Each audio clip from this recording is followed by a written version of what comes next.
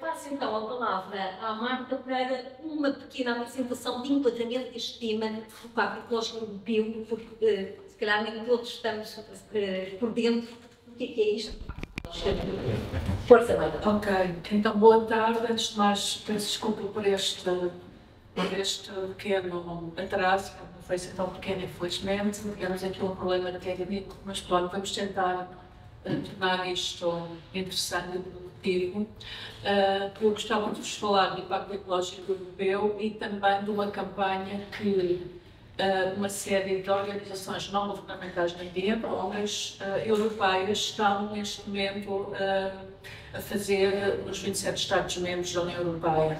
É uma campanha que começou há cerca de um ano e meio, foi uma aposta muito forte.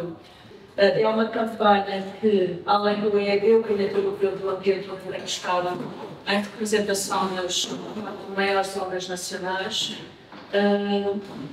Temos também a Câmara da UERC, a Verlife, a Climate Action Network e a Transport and Environment. Ou seja, estes 5 estão no fundo de federações de ONGs, só o EED, a imagem lá vamos tentar criar este espaço para estas ONGs, estas federações de ONGs representam cerca de 45 milhões de cidadãos, é cerca de um décimo dos cidadãos europeus, só os que estão ligados a estas ONGs em particular. O EEB, por exemplo, abarca cerca de 180 ONGs de 40 países. Eu ia voltar um pouco atrás só para vos dizer que nós, no âmbito desta campanha da Gulf Nature Alliance, que é esta federação de ONGs, em Portugal divulgámos um manifesto que chamamos o Pacto para o Futuro e Devolver a Esperança. Em Portugal são 14 ONGs que aderiram, que estão aqui, algumas nacionais, outras mais regionais ou locais.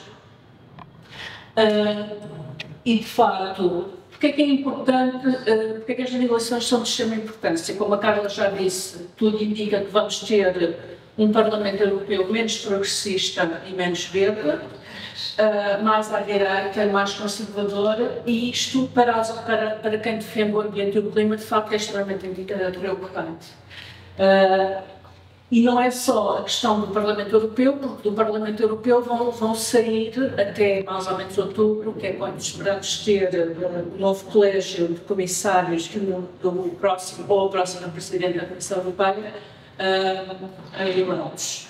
Portanto, do Parlamento e do jogo político do Parlamento Europeu vai sair os 26 comissários, o novo presidente da Comissão e também, muito importante, o que nós chamamos a agenda estratégica da Comissão e as diretrizes políticas do futuro Conselho de Ministros.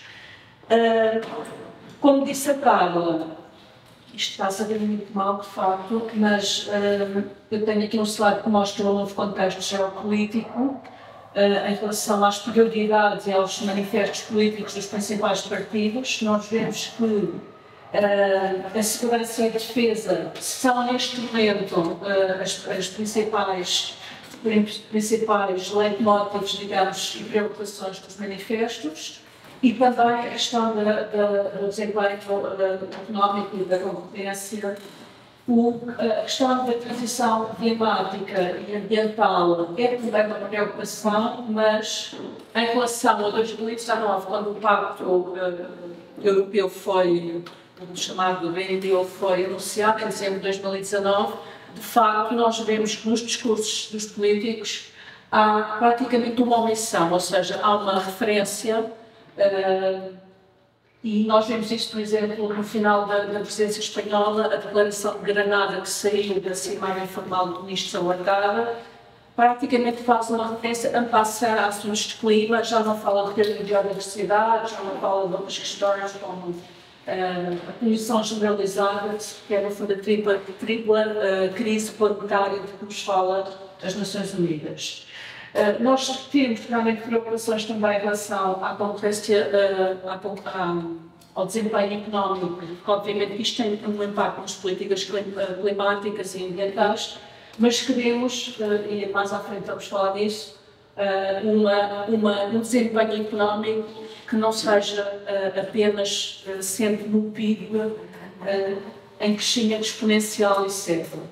E depois temos também as questões muito importantes da proteção social, da participação cívica, de reformas institucionais e a própria questão das migrações, que é considerada muito relevante, embora não esteja como principal prioridade em alguns dos manifestos. Esta é uma projeção que já está desatualizada, porque é do ano passado, mas mostra que se prevê que os principais grupos políticos, temos o primeiro o PPE, o Partido Popular Europeu, que há um ano se pensava que perderia 16 lugares. Hoje em dia, as últimas projeções dizem que poderá manter-se estável. É o principal grupo político. Depois vêm os socialistas e os democratas, que é o segundo principal grupo, o segundo maior grupo, que está também a ter, será bastante mais acentuada do que esta que se previa há um ano. Os greens, os reformadores e depois os partidos mais à direita, em ascensão, nomeadamente o Grupo Identidade e Democracia e o SCR, que são os conservadores e reformistas. Então, Sim, peço desculpa.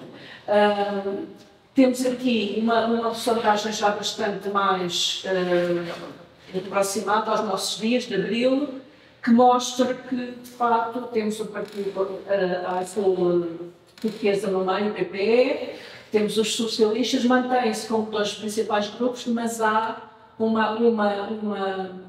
em relação aos que estão, neste caso à direita, que são os partidos, enfim, que têm uma narrativa antiambiental e anticlima, espera-se de facto que ganhem lugares de uma forma bastante preocupante para a causa ambiental. Eu vou ter que passar assim um bocadinho, porque não queria estar aqui. Isto era só para explicar os principais grupos políticos, que nem sempre correspondem exatamente às famílias políticas. E depois queria falar-vos de um outro instrumento de campanha que foi bastante noticiado, não sei se terão reparado, foi mais ou menos em meados de abril que nós lançamos, que chamámos o barómetro. O que é este barómetro? Este barómetro selecionou 30 grandes dossiês legislativos com base em 3 pilares. O primeiro, as questões da transição justa e da natalidade climática, as questões de conservação e biodiversidade, e depois as questões de poluição zero e a economia circular. Portanto, houve 30 grandes dossiês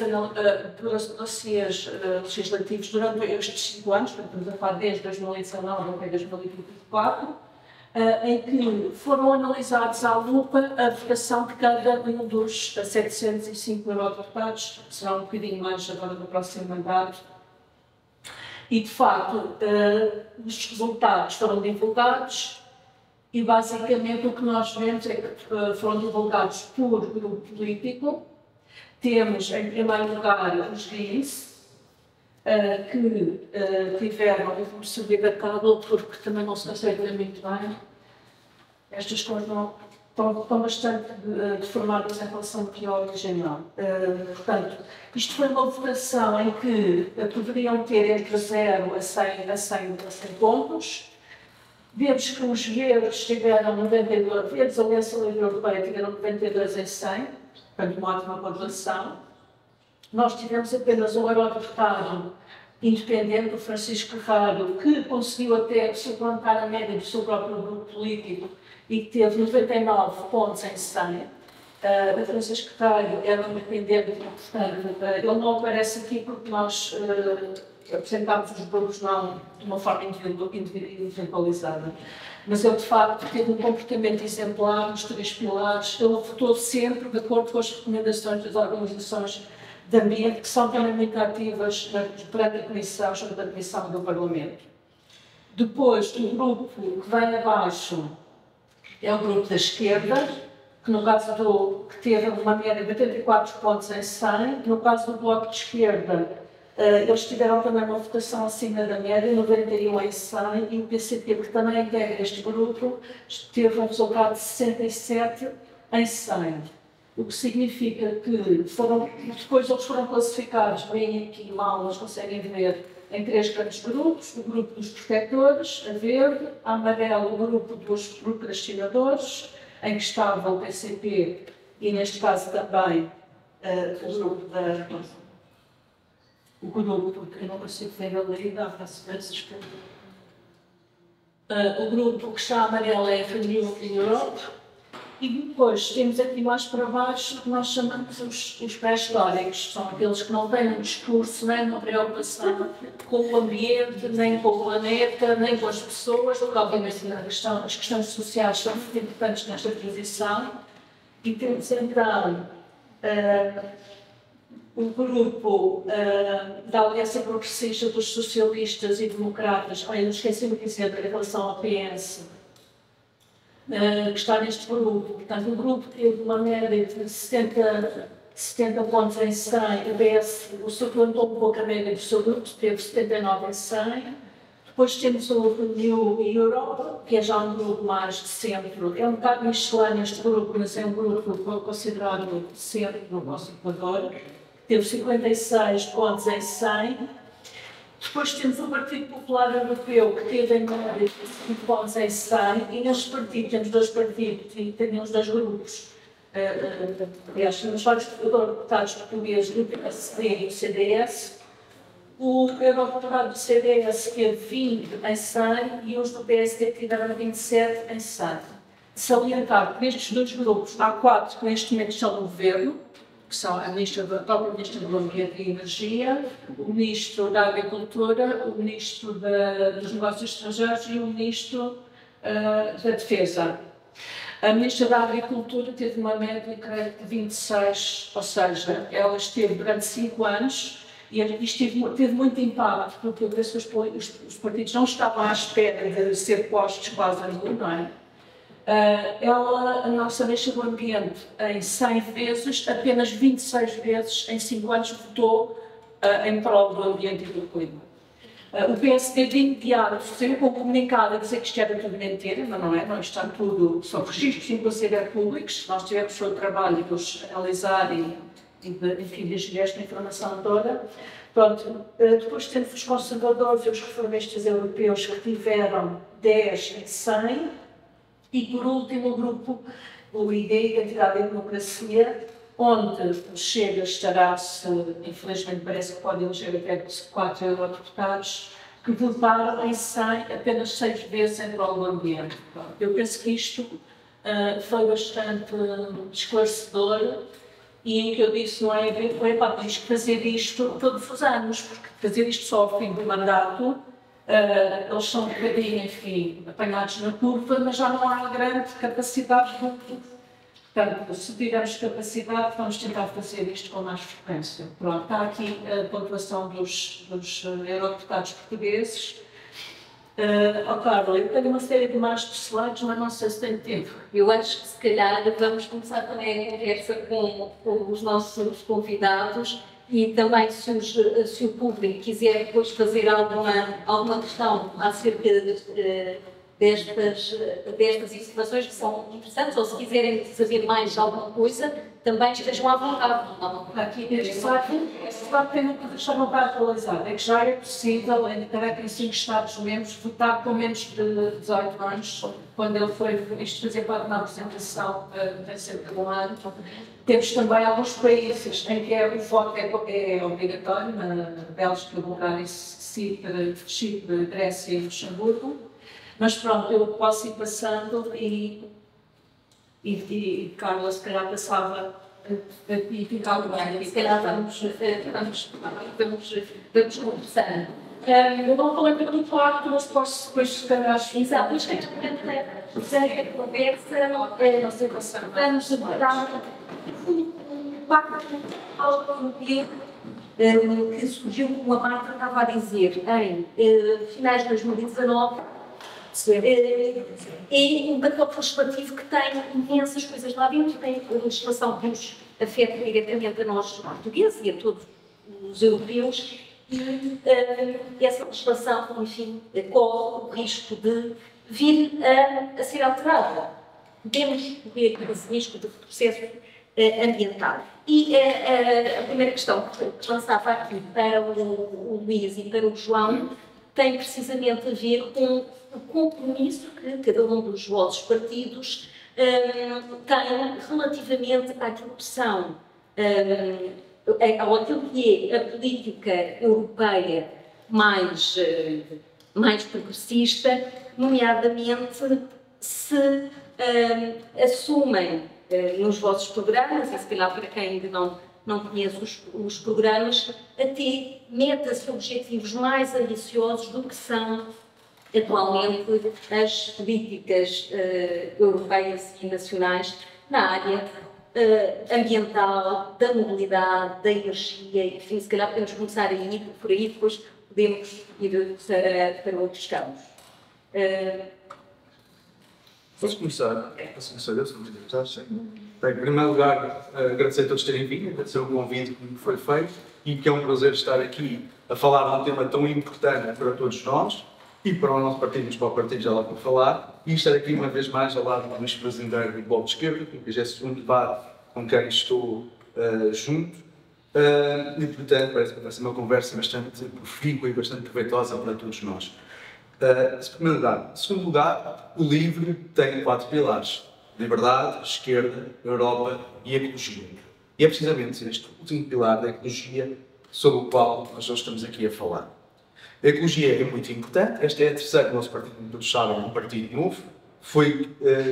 Começou a ser criado em 2013 e foi oficializado em 2014. Porquê é que eu estou a dizer isto? Porque, para salientar que esta é a terceira eleição, a terceira tentativa que nós vamos às europeias para tentar eleger. Porquê é que esta informação também é importante? Porque desde o início de todos os nossos programas, a ecologia não só está presente, como é um dos pilares, não é só o pilar do partido, é também o pilar dos programas, ponto 1.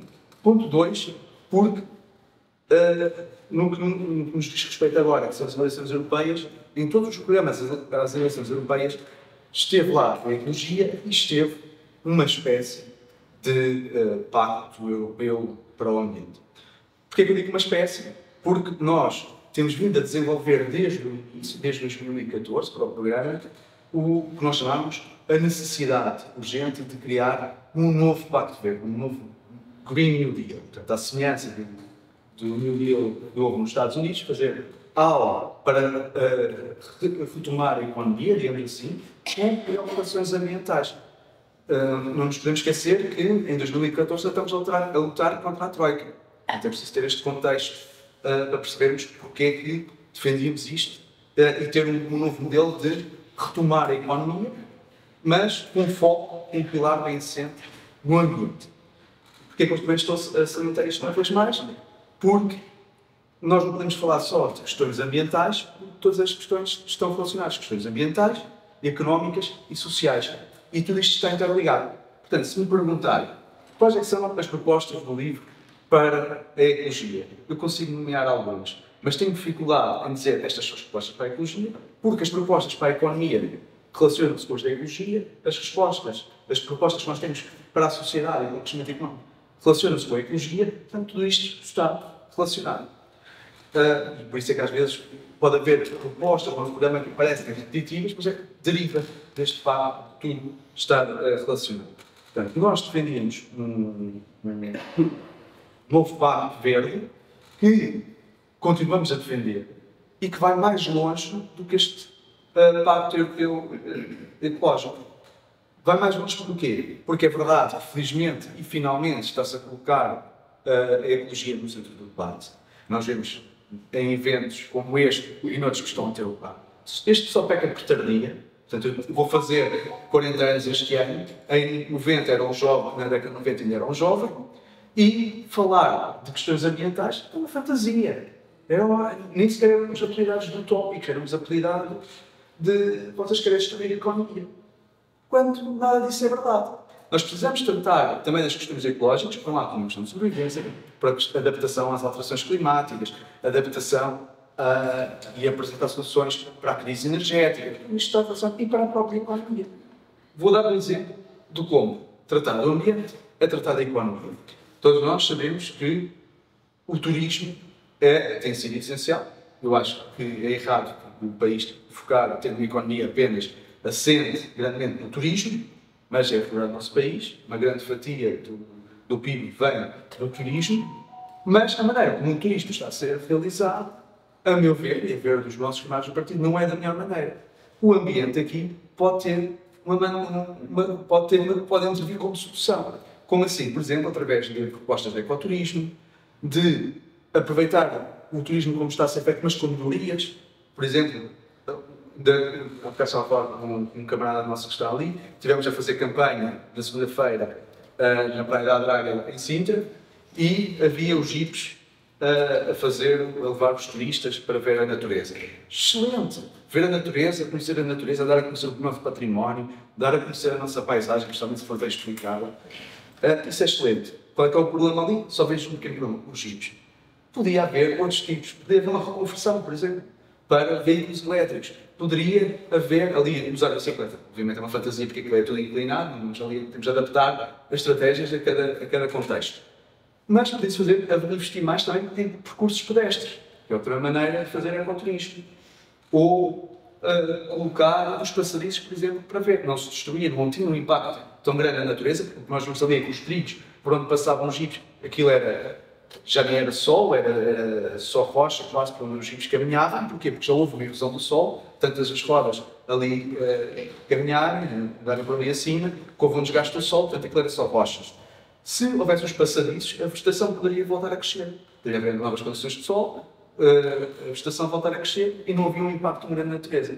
E, ao criar estes passadiços, estava-se também a contribuir para a economia. Portanto, há várias maneiras da ecologia. A ecologia não é contra a economia. A ecologia pode ser uma ferramenta para impulsionar a economia. O compromisso do partido, não quero tirar tempo daquele longe, peço desculpa. Portanto, vou tentar ser breve, depois posso aprofundar mais. E o nosso compromisso com a ecologia tem que estar desde o início. É um dos nossos pilares fundamentais. Como são as questões sociais, de esquerda, estamos num partido de esquerda, as questões democráticas, queremos democratizar também a União Europeia, nós somos europeístas, portanto, acreditamos no projeto europeu, queremos continuar esse projeto europeu, mas temos consciência, somos realistas, o projeto europeu, tal como ele está, tem várias falhas, especialmente a nível democrático. Os representantes, nós elegemos as pessoas para o Parlamento Europeu, não consegue. Portanto, há muito trabalho a fazer para democratizar, nós temos várias propostas no programa nesse sentido, democratizar a participação dos cidadãos na União Europeia. Por exemplo, dar mais voz às associações, fazer assembleias de cidadãos. As assembleias de cidadãos também, são coisas diferentes. As assembleias de cidadãos têm uma determinada tipologia e metodologia, mas as assembleias de cidadãos é mais uma auscultação. Mas tudo isso são maneiras de ouvir as pessoas e pedir que elas participem e deem os seus contributos. Pronto, isso já ficava aqui sempre com uma introdução, depois passo ao Luís e depois vamos continuar a desenvolver com propostas mais concretas. Do bloco, isso vai mais além do que é o Pacto Ecológico Europeu neste momento. E se calhar, com esses exemplos concretos do programa que vão realmente ao encontro destas preocupações do ambiente e da proteção do clima. Antes de mais, para cumprimentar todas e todos os presentes, e agradecer por mim, à Câmara Castelo, ao Marco Guilherme e Salvador, também que é um prazer partilhar o painel também. Mas se calhar a resposta mais rápida é sim, tentei um pouco mais longe do que as metas europeias, nomeadamente, por exemplo, a União Europeia comprometeu-se em 2019 com uma meta de neutralidade carbónica para 2050. Nós achamos que ia ser mais cedo, ia ser em 2040. Penso que a maior parte das ONGs de ambiente europeias também defendem um pouco essa posição. A meta da União Europeia para 2030 é o corte de cerca de 55% das emissões em relação ao 1990. Novamente, nós também achamos que isso devia ser mais ambicioso e penso que a maior parte das ONGs também pensam mesmo. Mas a minha grande preocupação, e isto é uma mensagem que eu queria mesmo deixar aqui bem presente, é que realmente já se falou do risco que nós estamos a correr, com a possibilidade da extrema-direita crescer, mas mesmo com as políticas que nós temos estado a ver, com a direita moderada e com o centro-direita, e às vezes com o centro-esquerda, o progresso da Europa tem sido criticamente insuficiente. Ou seja, apesar destas metas deverem, em teoria, serem mais ambiciosas para salvaguardar, enfim, as piores consequências das alterações climáticas, da questão dos 2 graus, tudo isso, as políticas que têm estado a ser seguidas não são sequer suficientes para cumprir essa meta. Nós estamos a ficar mesmo muito para trás. E eu sublinho isto porque é algo que não vejo também muito no discurso. Isso acontece nas novidades dos países europeus, acontece em Portugal, e parece que se continua a falar como se isto não tivesse acontecido. Ou seja, nós, por exemplo, estamos a 6 anos de 2030 e, neste momento, tanto a União Europeia como Portugal teriam que cortar cerca de 1/3 das suas emissões totais. Porque isto é eletricidade, é transportes, é indústria, portanto, é todo o campo. E Luís, como é que cortamos essas Mas, se calhar, por assim, se calhar vou assim também, mas portanto, esta é a mensagem que eu queria mesmo deixar. Portanto, o que é que nós achamos também no blog e no manifesto do blog, o que é que nós pensamos que poderá estar a afastar também um pouco as pessoas desta causa? Como o João já disse, né, eu acho que nós vamos estar de acordo, se calhar, em 90% das coisas ou mais, é impossível separar a ecologia da questão social e da questão laboral e da economia. E nós defendemos, por exemplo, que se tem que falar muito mais na criação de emprego. E provavelmente no setor público, mas pelo menos na criação de novos empregos em áreas que cortam diretamente as emissões. Logo, neste caso, defende-se aqui 10 milhões de empregos ao nível europeu. Isto não é é perfeitamente justificável. Portanto, por exemplo, o Reino Unido tem há muitos anos uma campanha onde defende a criação de 1 milhão de empregos. Portanto, isto, provavelmente, tanto nas energias renováveis, nos transportes públicos, na preservação da floresta, na aflorestação, ou seja, no aumento da área florestal. E finalmente, só para concluir, se calhar, esta parte inicial, como é que nós poderíamos financiar isto?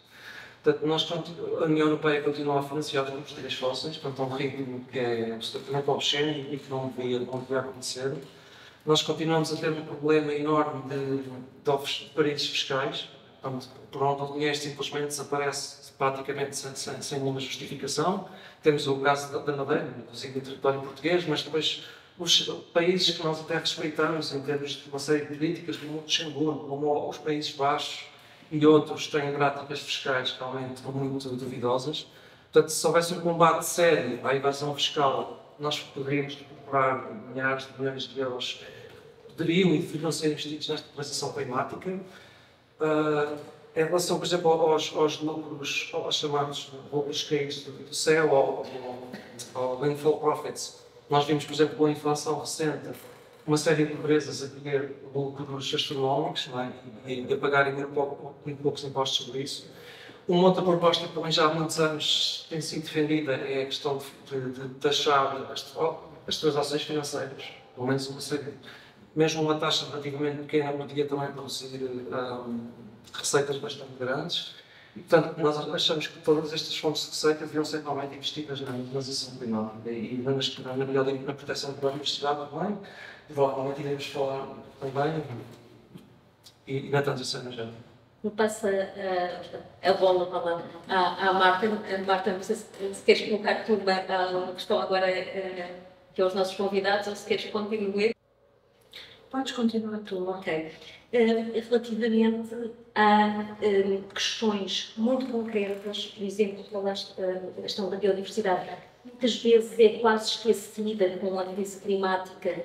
Parece que a crise da biodiversidade é uma crise menor, porque sabemos a importância da biodiversidade para, precisamente, enfrentarmos também a crise climática. Tivemos há pouco tempo a aprovação da Lei Universal da Natureza, depois também de uma grande luta no Parlamento com forças realmente mais à direita a quererem inviabilizar essa proteção. O que é, começo agora novamente do João, o que é fundamental, quer na articulação com as políticas agrícolas, quer na articulação também de políticas florestais e de outras políticas ligadas àquilo que é o mundo rural, fazer, porque nós também sabemos que é do mundo rural que tem havido um grande crescimento, no mundo rural tem havido um grande crescimento da extrema-direita. O que é que precisamos de fazer para dinamizar e desenvolver de uma forma equilibrada esses territórios, também protegendo a natureza e o nosso modo de vida. Excelente pergunta. Antes de responder, só dizer mais, voltar à questão anterior, dizer mais uma das razões pelas quais nós temos um compromisso com este tema, é que foi vontade do partido desde o início, desde a sua fundação, juntar-se aos verdes europeus, algo que conseguimos no ano passado, e somos um partido de membro de direito, membro de pleno direito, entre os verdes europeus. Portanto, como vocês viram ali pelo gráfico apresentado, os verdes europeus tiveram um excelente resultado. Nós lá tivemos o Parlamento Europeu, que espero que estejamos já este ano. Vamos contribuir para esse resultado e para resultados ainda melhores. Vamos, quando repetirem este exercício, que os verdes europeus tenham um melhor resultado. Em segundo lugar, obviamente é preocupante os dados apresentados de que a direita e o conservadorismo estão a aumentar. Nós vemos isso em Portugal, mas também já vimos antes esse crescimento a nível europeu, internacional no geral e europeu em particular. E essa é a parte má, a notícia má, todos nós nos apoquentamos com isso. A notícia boa é que isso é apenas uma projeção, os resultados ainda não saíram, ainda temos uma semana pelo menos até lá chegar, para caminhar até lá, para mudar este sentido de voto. O livro, quando nasceu, apelou à convergência à esquerda. Estou aqui, nós temos estado a fazer campanha, estou aqui a apelar, vocês conhecem as vossas ideias, para que depois votem no livro. Se votarem no livro, nós ficamos muito contentes. Mas se não quiserem votar no livro, votem no Bloco. Porquê? Viram as apresentações que o Luís Fazendeiro, as propostas que ele trouxe? Muitas são semelhantes às nossas. Porquê que eu quero dizer? Em primeiro lugar, votem no livro. Mas se não quiserem, se no livro, votem no Bloco. Porquê? Porque juntos é que eles fazem a diferença. É verdade. Se votarem no livro, no Bloco, na CDU, estamos a fazer convergência à esquerda e estamos a defender.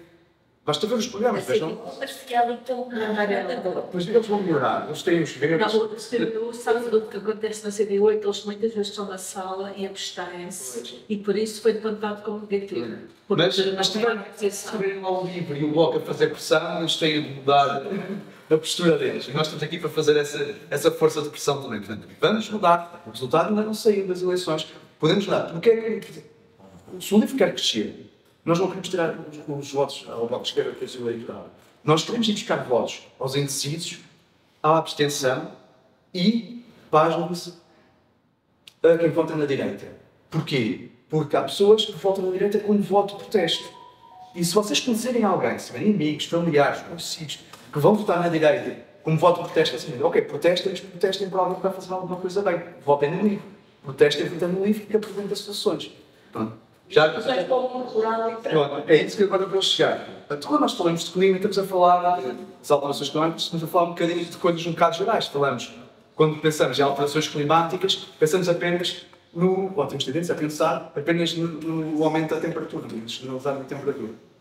Mas falar de alterações climáticas implica falar de muitas outras questões, como já foram aqui abordadas há bocado, que é a crise da biodiversidade. Eu, como biólogo, acompanho este problema já há muitos anos, seja a minha formação no curso de biologia, e essa situação só se tem vindo a agravar ao longo do tempo. Soluções para isto, soluções para combater a perda da biodiversidade, passam pelas mesmas soluções de favorecer as metodologias para a agricultura, propostas para a agricultura, que, por sua vez, estão relacionadas com propostas para a economia. Mais uma vez, como eu comecei por dizer na intervenção anterior, tudo isto está ligado. Agricultura, muito bem. Agricultura, há várias estratégias agrícolas que têm sido aplicada e que é a nossa conhecida, é a monocultura e a agricultura intensiva. Porquê? Porque precisamos nos alimentar, precisamos de segurança alimentar. E esta é uma preocupação do livro.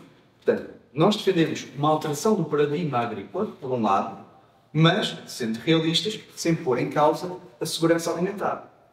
Então, qual é que é a solução? A solução tem de passar não por uma solução única, porque quem nos apresenta apenas soluções únicas, diz isto é que é o caminho. Normalmente, ou está a enganar, ou estamos a enganar, ou está a vender qualquer coisa.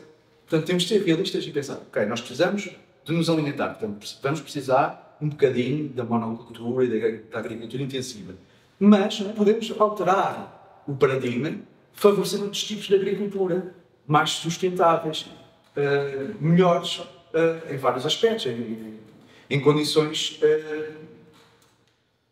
ambientais. Por exemplo, reduzindo os adubos, por um lado, reduzindo os pesticidas, reduzindo os inseticidas, em alguns casos, se possível, eliminando. Podemos passar para uma agricultura biológica.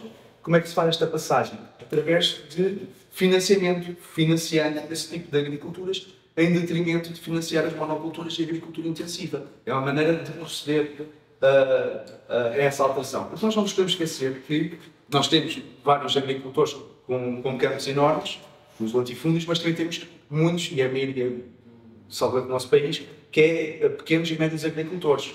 E esses precisam da agricultura também para sobreviver. Precisam também de subsídios, de apoios, e apoiando esses pequenos agricultores, se apoiarmos esses, estamos já a fazer uma grande alteração ao nível do que eles produzem, de como produzem, e ao mesmo tempo a melhorar as condições do solo. O meu pai é do Algarve, deixa-me só dar um exemplo concreto. O meu pai é do Algarve, numa zona que, por isto é verdade, mas numa zona que ainda tem muita agricultura. E o que eu tenho analisado de ano após ano é a erosão dos solos, perda de biodiversidade, e a perda de biodiversidade passa pelas plantas, mas também pelos animais, pelos leões que se viam, que eram abundantes. Hoje, as pessoas já quase pensaram nunca havia lá camaleões, que são essenciais para apanhar os mosquitos e as melgas, que, infelizmente, ainda não, mas podem ser vetores de doenças. Portanto, no meu doutoramento, eu estudei a produção e circulação do conhecimento médico durante o Estado Novo das doenças, circulação pelas doenças tropicais, e, em Portugal, a malária era uma doença endémica. Não era importada, era de cá. Era no Rio Sado, por exemplo, onde havia os jacuzais, havia malária. Foi erradicada, sabe, na década de 50 ou 60. Pode conversar. O que é preciso? É preciso que haja um mosquito, um vetor, é preciso que haja um parasita e que haja alguém à força. Na Madeira, pronto. É preciso estar estas condições reunidas. Portanto, neste caso, os camaleões, não só os camaleões, mas anfíbios também, ou a construção de charcos, no civil, por exemplo, tinha um projeto que era os charcos com vida, onde, ao colocar charcos nas propriedades das pessoas, os anfíbios que estavam nas proximidades começavam a ocupar aquele território e ajudavam a combater os mosquitos através do consumo das larvas dos mosquitos. Portanto, os mosquitos nem sequer se chegavam a desenvolver, ou desenvolvem-se em muito menor número. Portanto, há aqui pequenas alterações, estão a ver como criar charcos nos terrenos é bom para os agricultores também terem charcos, não só porque a água se infiltra, que é outro problema, nós temos um problema da série. Tudo isto está relacionado. É preciso criar, quando a chuva cai, e se os terrenos são planos inclinados, sem vegetação, a água vai por ali abaixo e perde-se. Se houver socalcos, se houver vegetação a agarrar as águas, a impedir que a água deixe com tanta velocidade. Se houver charcos, que podem ser charcos permanentes ou temporários. Os permanentes quer dizer que têm sempre água. Os temporários quer dizer que no verão estão secos, mas quando chove voltam a se encher de água. Promove a biodiversidade que já desapareceu ou que está em vias de desaparecimento. Portanto, logo aqui, e ajudar a infiltrar-se nos solos, portanto, os solos ficam com mais umidade e não é preciso perfurar tanto para os terrenos que é preciso fazer os furos para obter água. Não precisam perfurar tão fundo, porque a água foi-se acumulando. Portanto, há aqui várias propostas. Eu queria dar aqui algumas coisas concretas, porque falámos também, quando se fala desta questão das alterações climáticas, também temos de falar da energia, que é outra crise. Temos a crise climática, temos a crise da biodiversidade, que eu já falei, e a crise energética. Uma das soluções para combater a crise energética, já que o Luís falou, que é a diminuição do consumo de energia, o decréscimo, também o decréscimo energético, o decréscimo económico. É uma solução, e eu não diria que é a solução, mas parte da solução passa por aí. Mas a outra passa por investimentos. Investimentos a nível das energias renováveis, continuarmos a apostar nas energias renováveis, solar, eólica, ainda que tem o problema das barragens, não é? É problemática por causa da biodiversidade, os ciclos migratórios de alguns peixes. Eu não vejo os transvasos com bons olhos, porque os transvasos, por um lado, transmitem água, mas por outro lado também são potenciais transmissores de um sítio para o outro de espécies invasoras, de micro-organismos que se podem tornar invasores a jusante. Portanto, também temos de ter isso em conta. Mas a nível da energia, voltando à questão da energia, temos de investir na produção de energias renováveis, por um lado, energia solar também, mas não pondo em causa o uso dos solos, porque o que já se está a verificar em grandes investimentos de energia solar é que eles estão a colocar os painéis em sítios agrícolas. Isso não pode ser, porque não são só terrenos com solos produtivos bons para a agricultura, como podem ter outras finalidades bastante positivas e podem ser utilizados de outras maneiras, mas, por exemplo, os painéis solares podem ser colocados nas cidades, nos topos dos telhados, em zonas, em antigas fábricas que foram desativadas, como, por exemplo, fábricas relacionadas com a produção de energia fóssil. Portanto, vão sendo desativadas aos poucos e poucos e vão sendo substituídas esses locais, então, para pôr aí os painéis solares. Não estão a destruir mais terrenos. Por um lado. Por outro lado, também a conservação da energia. Nós temos grandes perdas energéticas no interior das nossas casas e o VIV tem sido bastante focal nesse aspecto. Tem sido bastante focal também com propostas construtivas, como foi a proposta dos 3C, a Casa, Conforto e Clima, que era a proposta de haver financiamento para que se isolassem as casas, de modo a que não houvesse tantas perdas energéticas e que se conservassem as temperaturas frescas no verão e que se mantivesse o calor no inverno. Portanto, é uma maneira, ou mantendo estas temperaturas estáveis, o que é que isso implica? Implica que não se vai consumir tanta energia, não vamos ter os aquecedores ligados. É outra maneira. Se calhar passamos agora a mesma questão relativamente a como atuar no mundo rural para, por um lado, defender a biodiversidade e, por outro lado, também criar economias e modos de vida para quem vive no interior, não é? Que precisamos que essas pessoas lá estejam, nomeadamente por causa da questão dos incêndios e para termos território tratado e ocupado. E depois, se calhar, também, já agora, também pegar pela questão da energia, porque todos os partidos vão lá, da esquerda e os verdes defendem, sobretudo, o solar descentralizado, mas há muita gente que diz, atenção, se nós queremos ter indústria também precisamos de grandes centrais de produção de energia. Também gostava de ouvir sobre isso. Eu há bocado, por acaso, queria referir esse ponto, a questão da transição justa e educação, mas acho que faz sentido agora com a biodiversidade. E já agora aproveito também, faço também o convite que o João fez, portanto, acho que nós precisamos mesmo de uma grande convergência entre forças políticas progressivas, ecológicas, portanto, e que haja um diálogo muito forte. Acho que isso é absolutamente essencial também. E já agora estas eleições também têm algumas características especiais, que provavelmente pode estar, mas fica dito, que é, nós não estamos a votar nos ciclos eleitorais, por exemplo, como acontece nas legislativas, para que a pessoa que vota em Castelo Branco, ou em distrito de privilégios, normalmente, por exemplo, com os deputados para a Assembleia da República, desta vez o seu voto vai contar exatamente o mesmo que em qualquer outro distrito. Portanto, não podemos falar, por exemplo, da questão do voto por tudo que esses. Agora, a biodiversidade é um desafio enorme. Aliás, a perda de biodiversidade, em muitos critérios, é talvez até mais grave do que as alterações climáticas, porque é em muitos aspectos mais difícil de reverter, vá lá. Ou seja, quando nós perdemos, por exemplo, uma espécie, essa espécie não vai voltar. Podemos começar aqui a falar em cenários de ficção científica, genomas, aquelas coisas do Jurassic Park, mas aquela espécie em princípio não vai voltar. Quando nós perdemos, quando nós destruímos um ecossistema, pode ser quase impossível voltar a repor esse ecossistema como estava no original. E realmente aqui a transição energética, quando está a acontecer uma transição energética, em Portugal e na Europa, nós achamos que pelas metas climáticas essa deveria ser ainda mais rápido, mas neste momento a forma como ela está a acontecer é também, em grande parte, contra as populações e contra o ambiente.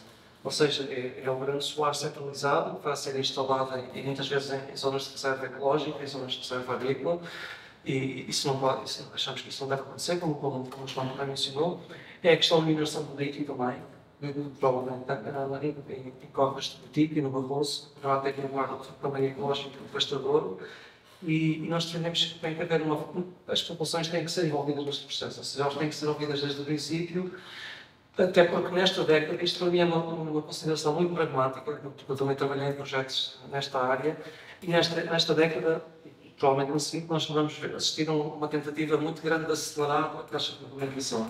E se isto for feito contra as populações, penso que vamos ter um problema social explosivo. E aí o Bloco realmente defende que as populações, as comunidades, as cooperativas, etc., têm de estar desde o princípio envolvidas. Agora, outra coisa que nós podemos também falar é a questão da lei do restauro da natureza. E eu penso que isto aqui também foi um exemplo de que nós temos muitas vezes forças de extrema-direita, etc., que fazem campanha com a bandeira da imigração e tantas outras políticas, e, no entanto, quando eles se apanham a governar ou na posição de influenciar políticas, muitas vezes a primeira coisa que fazem não é exatamente aquilo que nós esperávamos. Ou seja, por exemplo, no caso da lei do restauro, que parecia que não era nada polémica, ou seja, havia um acordo bastante generalizado, ou relativo, e depois, de repente, ao último da hora, nos últimos meses, e a Marta provavelmente não poderá explicar muito melhor, começam a haver conversas nos bastidores e há uma votação que é chamada e que não dá um resultado esperado. Ou seja, à última hora, várias forças políticas retiraram-se. E acho que isso é uma lição que nos faz pensar. A questão da monocultura, que o João mencionou também. Eu aqui não queria entrar muito por esta via, mas quando nós falamos em monocultura, nós temos também questões de acumulação de capital e até de poder. E isso é algo que realmente logo e nós achamos que tem que ser combatido de forma frontal e aberta. Porque realmente não é preciso, nós temos um número muito pequeno de grandes mega agricultores que têm um poder desproporcional para depois influenciar os políticos públicos, fazer a sua voz ser ouvida na Comissão Europeia, etc. O que é que poderia ser a alternativa a isso? Nós achamos que tem que se valorizar a questão dos serviços ecossistémicos. Ou seja, se nós temos agricultores que estejam comprovadamente a seguir práticas agrobiológicas de restauro dos terrenos, etc., então eles também deveriam receber provavelmente alguma compensação por isso, de maneira algum incentivo para o fazer. Isto funciona também no caso das florestas. Então, uma pessoa que tenha um terreno rural, seja onde for, o negócio mais lucrativo é quase sempre montar eucaliptos, não há volta a dar. Faz aquela plantação, passado 7 ou 8 anos, a pessoa para ver um produto novo. Isso não acontece praticamente para nenhuma outra espécie florestal. E para dar a volta a isto, quer dizer, tem que haver medidas de proibição, ou seja, esta área não se pode, etc. Mas tem que se também incentivar e compensar agricultores e silvicultores que estejam realmente a fazer práticas que sejam benéficas para o conjunto da sociedade e que não devem ser prejudicados pessoalmente por isso. E finalmente também eu mencionava a questão das fronteiras, o mecanismo de ajustamento de carbono na fronteira, não sei como é que se diz em português, mas para ver o Carbon Adjustment Mechanism. E porquê é que isto é tão importante? Porque uma das reivindicações que os agricultores realmente tiveram, e penso que acho que temos que dar bastante razão àquilo que eles nos estão a dizer, é que é imoral e nem sequer é muito prático proibir certas práticas dentro da União Europeia e depois estar, por exemplo, a importar produtos de outros países onde essas práticas ainda continuam a ser legais, ou onde as práticas laborais são absolutamente desumanas, ou onde se estão a utilizar pesticidas que já foram banidos na Europa há décadas. Portanto, estes ajustes têm que ser realmente revistos rapidamente. E nada disto é fácil. Isto é bastante uma questão extremamente complexa e mas tem que ser resolvido. Se eu pudesse dar aqui uma notícia chegas para o Luís falou realmente na lei do restauro de natureza, que é um diploma, aliás, eu vou dizer aqui alguns dos diplomas para nós, faltam muitos, mas pronto, está uma noção nas várias áreas do que é que era muito importante, de facto, conseguirmos rever e negociar um pacto ecológico depois mais ambicioso e que não só avançasse em algumas áreas, como em particular, por exemplo, nesta questão do restauro da natureza, que no fundo preconiza que até ao final desta década sejam restaurados 20% dos ecossistemas terrestres e marinhos. Porque é que isto é importante? É muito importante também para as alterações climáticas, porque o próprio solo é um consumidor de carbono, ou seja, o solo acumula carbono. E o que nós estamos, por exemplo, a fazer em Portugal é completamente errado. Aliás, os agricultores basicamente trabalham contra a natureza porque servem os interesses de quem, enfim, desde as universidades, da economia até ao grande agronegócio, os agricultores deixaram de saber trabalhar a favor da natureza. Um exemplo que eu costumo dar é a questão dos herbicidas. É um disparate pôr-se herbicidas. Primeiro, estamos a contaminar o solo. Segundo, porque estamos a contaminar os aquíferos. Terceiro, porque é caro e porque serve os interesses de quem ganha com este negócio. E em quarto lugar, porque as ervas fazem parte, como ele pode dizer, ajudam a reter a umidade do solo, ajudam a reter a água.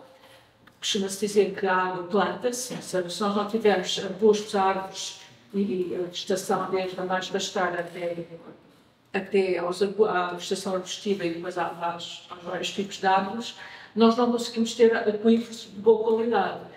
Eu, quando estava na direção da Quercus, tomei conhecimento com o trabalho de um sócio nosso, que estava até com um case study do roteiro para a neutralidade carbónica em Portugal.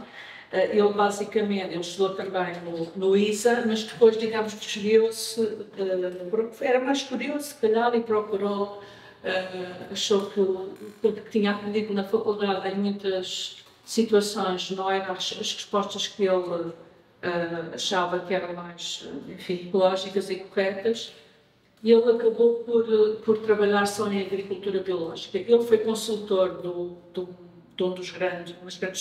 uma das grandes populações agrícolas em Portugal, a Herdade do Esporão, e fez toda a conversão primário da vinha, e penso que eles agora já fizeram do azeite, da Herdade do Esporão. E se vocês virem nas notícias, o Roquete, que é o nome da Herdade, diz que desde que passou a fazer vinho biológico, os lucros aumentaram 30%. Portanto, ele diz que o grande segredo do seu negócio, portanto, isto é tudo uma grande mentira, quando um dos problemas um dos grandes problemas da União Europeia é, de facto, a questão agrícola. Porquê? Porque cerca de 1/3 do orçamento da União Europeia vai à cabeça para a agricultura. Mas quem recebe subsídios são, basicamente, os grandes é o grande agronegócio. Por exemplo, a Rainha de Inglaterra recebia, porque agora já não estamos, mas recebia dinheiro da PAC, porque é também uma grande propriedade. E muitas vezes nem é preciso fazer agricultura, basta só ter realmente grandes propriedades. Portanto, a política comum, agrícola comum, está toda errada, há um lobby brutal à volta dela, e agora, nestas manifestações de agricultores, eu considero que eles foram. Sim, concordo com o Luís em relação às questões do dumping ambiental em relação ao exterior. Aliás, não sei se recordam, mas há uns anos houve também os agricultores, os produtores de laranja da zona de Valência, Espanha, que é uma zona de grande produção de laranja, fizeram grandes manifestações contra a importação de laranja da África do Sul. Porquê? Porque na África do Sul podiam tratar a laranja com químicos que já há muito tempo produzidos, que já há muito tempo eram banidos na União Europeia. Neste assunto eles têm razão. Agora, eu acho que eles foram muito manipulados pela extrema-direita pelas próprias companhias que ganham muito dinheiro, a Bayer, a Monsanto, etc.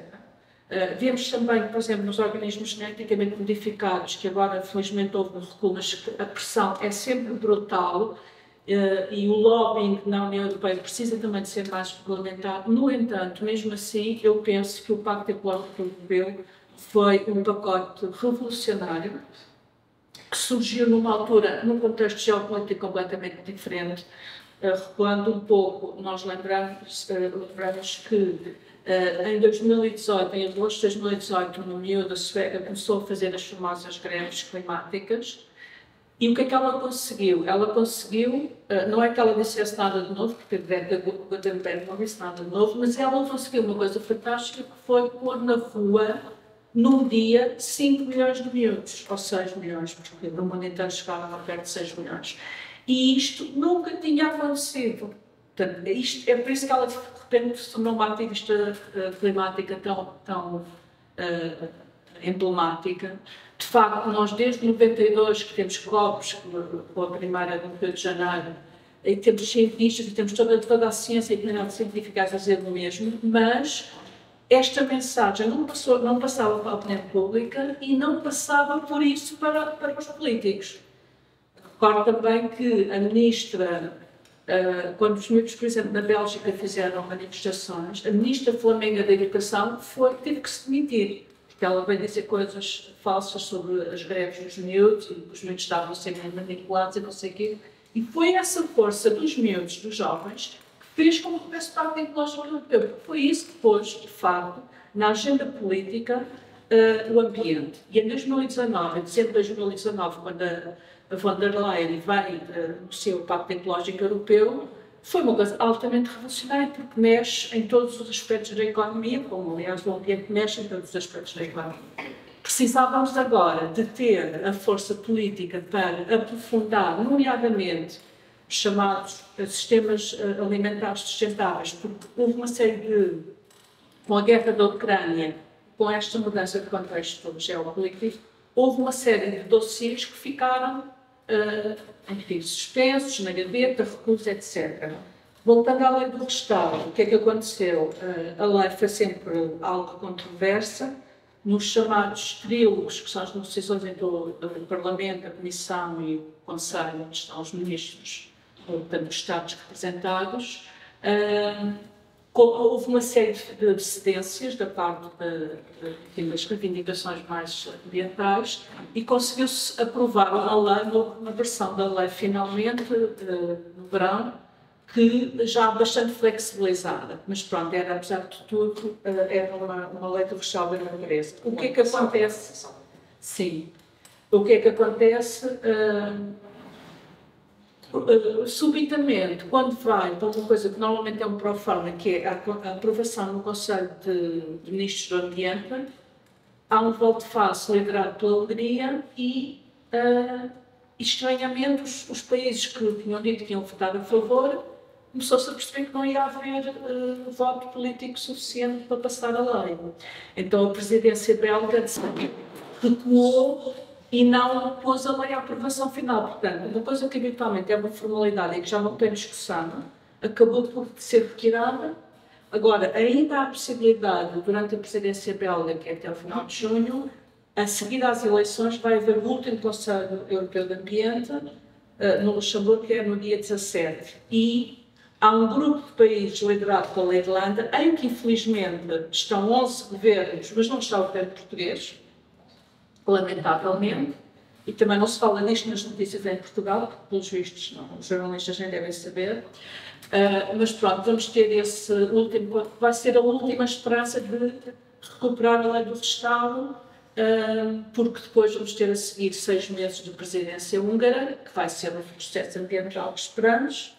E a seguir temos a presidência polaca, que felizmente houve ali uma mudança política, que nos dá alguma esperança, mas com um Parlamento Europeu e uma Comissão, enfim, muito mais à direita, enfim, nos próximos anos são...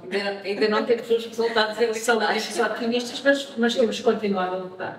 Eu, se calhar, passava para o público e, se quiser fazer alguma questão, acho que faz sentido haver sempre esta troca do público aqui com os nossos convidados.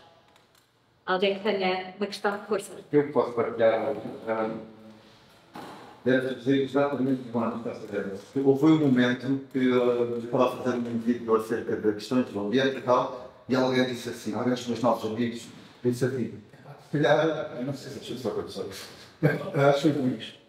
Se calhar eles são, e não aquela outra pessoa que deveria ir ao Parlamento Europeu, cada vez que o projeto, falar com os tratados, e o câmbio, ele passou mesmo a ver para mim, depois também uma camisola, dentro do Parlamento Europeu, aí, através de uma organização que é a FED, que tem com as florestas. Queremos manter economia, queremos manter emprego, como é que fazemos a tal conversão, mas não respondam já porque acham que há mais perguntas do público e ali uma, e ali outra, exato, se calhar vamos primeiro àquele senhor que pediu primeiro e depois vamos aqui à senhora.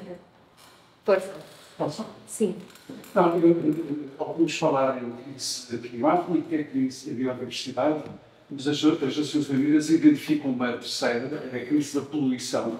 Já foi aqui abordada a questão dos pesticidas, ou dos agroquímicos, mas temos problemas, enfim, com outro tipo de produtos. Eu gostava de ouvir os candidatos também para ter a ver com essa questão da poluição. Enfim, que hoje chega a níveis muito preocupantes, a nível dos plásticos, por exemplo, que são importados microplásticos, são nanoplásticos, em partes onde não seriam desejáveis, e eu pergunto isso. Relativamente às energias renováveis, A Europa tem sido pródiga em encontrar soluções que, na prática, pegam no problema e provocam outro. Estou a falar, já se falou aqui neste dos painéis e os painéis solares, nas torres eólicas em áreas de reuniões, mas também na questão que me preocupa especialmente da produção ou da utilização de troncos de árvores para a produção de eletricidade, com taxas de eficiência muito baixas. E eu gostava de ver também os candidatos relativamente a isso. Já se falou um pouco da migração, que é outra questão que preocupa. E é enfim, não é bem uma questão, mas é uma preocupação. Eu e a Mónica viemos de uma manifestação que ocorreu hoje no Lar de Camões. E a sensação que me dá, quer lá, quer aqui, é se não estamos a falar para nós próprios. Ou seja, se o grupo que está aqui é, de facto, um grupo que está mais aberto a este tipo de intervenção, ou se consegue chegar fora daquilo que é um grupo das pessoas preocupadas com o ambiente. A ideia que eu tenho, mas pode ser um pouco o erro da manifestação, é que estamos sempre a falar num ciclo fechado. Como é que se ultrapassa esta questão? São seis grandes. Bom, a gente está falando desta manifestação anterior, porque eu também queria questionar qual foi a escolha de estar a representar só estes dois partidos neste debate, se não foram convidados outros, ou se recusaram, ou qual foi a razão de estarem só o Bloco de Livro e não, por exemplo, o PAN ou os outros. E depois, pronto, em relação à produção de eletricidade dita verde ou ecológica, realmente há muito a ponderar a nível das políticas europeias, precisamente há subsídios para determinadas energias, não é? E sabemos que os subsídios podem ter um lado benéfico, mas podem ter um lado perverso de estar a estimular atividades que até nem são assim tão ecológicas, porque a velocidade em que uma floresta cresce não é a velocidade em que estão a queimar pellets, a indústria de pellets de exportação para produzir eletricidade no Reino Unido com a floresta que tem industrial central, que agora já é uma questão que se está a levar do domínio nacional, mas não se fazia muita ideia. E há subsídios para isso, portanto. Isto não é assim tão renovável, a velocidade de crescimento não é comparável com a velocidade em que isto é queimado, não é? É que já não são só as podas e os grandes da floresta que podem realmente prevenir incêndios de maior escala, mas estão a queimar troncos inteiros, que se calhar ainda não estão utilizados na imobiliária ou carpintaria, do que a ser queimados, quer dizer, diretamente. E depois a questão dos painéis solares. Vimos todas estas obras públicas desperdiçadas destas décadas de democracia que tivemos, em que a eficiência energética nunca era prioridade nos edifícios públicos, nas universidades, centros de ciência viva, onde eu própria já fiz auditorias por iniciativa própria, para ver se o que diziam dos consumos de energia era verdade e não era. Ou seja, estamos a passar para as gerações uma mensagem de que estamos a poupar energia e afinal não estamos. Ou seja, toda essa gestão da procura de energia que é desperdiçada e que poderia não ser gasta e que afinal depois vamos ter que produzir com mega centrais solares aí espalhadas e se calhar barragens a mais, que há riscos a ser preservados da forma mais natural. E que já não tem sequer água, quer dizer, mais valia menos barragens com água do que agora temos tantas sem água nenhuma, porque se calhar está relacionado com a falta de floresta, de crescimento lento que já não temos. E não estamos a ver bem a ligação entre estas causas mais holísticas de toda a interação entre as espécies de crescimento lento, armazenamento de água no solo e tudo isso que vai abastecer aquíferos e fontes e rios e ribeiras. E outra questão, em relação ao restauro ecológico, com lei ou sem lei, quer dizer, não precisamos da União Europeia ter uma lei para ser feito cá, não precisamos estar à espera dos subsídios europeus para ser feito, estamos muito dependentes de que tudo só se faz com fundos europeus, e os fundos europeus, muitos deles, além da maior parte ir para a PAC, não há uma grande fatia ir para a PAC, outros são para estas mega infraestruturas que se calhar também questionáveis, ninguém pergunta, aliás, tem pouca gente vota nas europeias e nunca perguntou às pessoas se concordam com uma alta velocidade para o Porto ou o quê, 300 km, mas nós não somos uma França nem uma Espanha para termos alta velocidade em 300 km, ou já temos comboio, quer dizer, enquanto o interior do país perdeu todas as linhas que tinha e agora temos autoestradas sobredimensionadas e temos estas megalomanias todas, porque queremos todos ter o carro individual, somos todos muito europeus. Isto é, a indústria automóvel europeia bate palmas, mas quer dizer, além de estarmos a contribuir para o consumo dos fósseis, estamos todos a levar à rampa e tudo a achar que estamos muito evoluídos. Pronto, muito obrigada pelas questões. Eu, antes de passar para os candidatos, só responder que, na realidade, nós contactámos outros partidos. Eu própria falei com candidatos da AD e do PS, e a Marta também, creio que falou com o PAN, com outros partidos. A verdade é que este fim de semana há ações de campanha no Porto, várias, pelo menos do PS, do LIVRE também, de outros, e não tivemos nenhum candidato de outros partidos disponível para estar aqui, e só tivemos do Bloco e do LIVRE, a quem agradecemos esta disponibilidade, mas não foi por também não termos tentado que houvesse mais diversidade e mais debate, porque sabemos perfeitamente que estes dois partidos, em muitos aspectos, nestas questões de política ambiental e climática, até estão relativamente alinhados. Era só excepcional.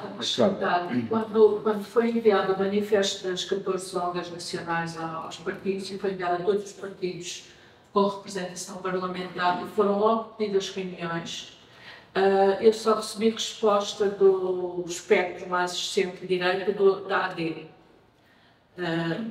Portanto, há partidos que nem sequer responderam. E agora voltámos a fazer algumas insistências, mas de facto a campanha começou e neste momento eles não estão também a privilegiar as partes, mas sim a campanha na também esse debate local não é uma coisa pequena, não é? Vejo que há ali mais duas questões ou três, mas eu pergunto aos oradores, porque às vezes depois há muitas questões e temos teremos obrigatoriamente responder a outra. Vou tentar ser breve. Vamos ao Zero Uso, à Teresa, não é? E também a Mónica. Eu vou tentar ser breve para aproveitarmos o tempo e para permitir que haja mais questões. Estive aqui a ter alguns apontamentos do que falaram. Portanto, a lei do restauro da natureza, que era uma pergunta anterior, nós temos esta questão no nosso programa. A lei do restauro da natureza. Não esquecer a lei do restauro da natureza. Restauro da natureza. Nós vemos com muito bons olhos. Infelizmente, a lei do restauro da natureza, tal como foi apresentada, não foi longe o suficiente, a nosso ver. E nós temos uma proposta no nosso programa relativamente a isso, que eu tive aqui a tomar nos números, que é 50-50-20, que é que, a nível nacional, 50% do território nacional seja reflorestado. Desses 50% tenham uma gestão pública nacional. Porque, por um lado, os privados possam gerir, mas que é importante que haja uma gestão pública no território e que 50% desses 50% possa ser essa gestão. E 20% de plantação, de colocação de plantas autóctones nessa florestação, principalmente aquela que é gerida pelo Estado, que é o que tem mais responsabilidade nestas questões. Eu gostava que fosse mais. Nós temos de 10 a 20 para começar. Obviamente que se fosse mais, que idealmente é mais. Portanto, isto dentro da questão da lei do restauro da natureza. Fico por aqui, tinha mais para dizer. E só uma questão. Nós temos bons exemplos, já temos bons exemplos em Portugal. Eu sou o gajo mais otimista que vocês podem conhecer. Eu vejo os problemas, mas também tento encontrar as soluções que já existem. E nós já temos uma associação que é a Rewilding Portugal, que está a fazer um bom trabalho. Ainda parece-me que está a começar, mas está numa fase, não diria embrionária, porque já tem muita coisa feita, mas que peço que vocês, para ser breve, vocês explorem o Rewilding Portugal e vejam o que é que eles estão a fazer, principalmente no norte e no interior do país. Sobre a questão da mineração, da gestão. Foi falar da questão da mineração, isto falou da importância do envolvimento da população nesses debates desde o início, é verdade, estamos de acordo. Chama a atenção para um problema que às vezes nos slogans que nós utilizamos, não há mineração. É impossível dizer não há mineração. O que nós temos é de regular a mineração. Porquê? Porque da mineração nós obtemos o cimento para a construção, obtemos pedras, as pedras para a calçada, obtemos pedras para a construção, para várias áreas. Obtemos os minerais. Quando se tenta falar em conversão energética, pensa-se no lítio. Portanto, o lítio não é uma pedra que esteja para lá, é um conjunto de pedras que é retirado, tem de haver um tratamento dessas pedras para retirar os minerais que interessam. O problema de dizer não há mineração é que podemos estar aqui a viver uma hipocrisia, porque estamos a dizer não há mineração aqui no nosso território, mas como vamos depender da mineração, vamos importar então os minérios de outros locais. Que outros locais? De territórios mais pobres, em que nós temos, felizmente, em Portugal e na União Europeia, boas condições salariais, comparado com outros países, e se vamos importar minerais de outros países que não têm uma regulação laboral tão forte como a nossa, estamos a explorar essas pessoas que são, às vezes, agredidas, trabalham, são exploradas mesmo em diferentes formas, às vezes até exploradas fisicamente, sem condições laborais, sem um salário digno, para obterem os minérios que depois nós vamos importar. Então, porquê é que nós não fazemos aqui, no nosso território, em Portugal, nos outros países da Europa, uma mineração com condições laborais e com condições ambientais? Por exemplo, não sei se sabem, está na nossa legislação do chá, há muito tempo, que é obrigatório, depois da mineração a céu aberto, haver um reaproveitamento dos solos. Isso não é feito. Portanto, aquele local. Isso não é feito, portanto, é preciso haver fiscalização e é preciso haver implementação da legislação. Isso por um lado. A indústria do papel, falar um bocado da indústria do papel, é verdade, a minha avó, há bocado do lado da família do meu pai, que é do Algarve, do lado da família da minha avó, é de uma aldeia chamada Perdigão, pertence à freguesia de Fartel, concelho de Veia de Roda, onde há uma fábrica de produção de papel, basta de papel, que liberta um cheiro horrível. Portanto, para além de todos aqueles problemas que já foram apresentados, há a questão do bem-estar, e nós, quando falamos no nosso partido das questões ambientais, falamos não só das questões ambientais propriamente ditas, mas também do bem-estar. É preciso ter em conta o bem-estar nestas promoções, é preciso a ecologia, o ambiente, a economia e o bem-estar. Nós sabemos bem. Ora, se estamos perto de uma indústria que gera empregos, é verdade, mas que liberta mau cheiro e que pode ter impactos na saúde, então se calhar temos de fazer uma reconversão. Foi a questão colocada. Como é que se faz essa reconversão? Através da substituição da indústria, em que as pessoas não vão para o desemprego, mas que são também reconvertidas profissionalmente, dando-lhes condição para que possam trabalhar noutras áreas mais sustentáveis energeticamente, mais sustentáveis ambientalmente e com boas condições também remuneratórias. Mas também precisamos de indústria. Precisamos de indústria, vamos fazer a reconversão da indústria, portanto, da indústria de papel para outras. Ao fazer essa reconversão da indústria de papel, temos também a fazer uma reconversão da própria florestação, porque já nós temos 500 eucaliptos. E o que é que podemos, quais são as alternativas, então, aos eucaliptos? A vegetação autóctone, nós temos vários exemplos. Dependendo da região do país, nós temos a nossa geografia, o nosso país tem uma forma vertical, portanto, o clima, o ambiente de cada região difere, é diferente. A minha traz uma altura do que no Algarve. Portanto, no Algarve pode-se plantar amendoeiras, alfarrobeiras, figueiras também para lá. E no norte, por exemplo, castanheiras. Só para dar alguns exemplos, os chorais, os carvalhos também. Os carvalhos também. E isto até gera uma dinâmica económica, porque o que se produz a sul pode ser vendido para norte, o que se produz a norte pode ser vendido para sul, e aumenta-se a escala produtiva, gerando mais economia. Portanto, volto a dizer, a economia não é inimiga, não tem de ser inimiga da ecologia, a ecologia não tem de ser inimiga da economia. Há bocado o Luís falou e bem do desajuste social, de não fazermos aqui, mas depois importarmos de outros países, e eu fiz a comparação agora com os minerais, mas eu vou-vos dar um bom exemplo, volto outra vez para o otimismo. Fazendo aqui uma comparação com a questão dos cosméticos, na Europa, na União Europeia, já há legislação há muito tempo, que não podemos fazer cosméticos à base de testes em animais. Mas a legislação vai mais longe do que isso. Também não podemos importar os médicos que foram testados em animais de outros países, ou que ainda se faz investigação em testes de animais de outros países, não podemos importar. Então, é aplicar o mesmo mindset, a mesma maneira de pensar para outros produtos e outros serviços que ainda não têm essa altura. Portanto, se, como o Luís disse bem, se nós não temos a implementar uma determinada iniciativa económica, laboral, na Europa, mas depois vamos importar, então vamos importar de outros países que não cumprem essa legislação, vamos obrigar a legislação, vamos transformar a legislação, a dizer, então também não vamos importar desses países. Ou eles cumprem as nossas regras e adaptam-se, e nós podemos importar deles, e eles têm todo o interesse em adaptar-se, porque querem vender para os outros, para nós, para a Europa. Portanto, vão-se adaptar e vamos também, deste modo, melhorar as condições.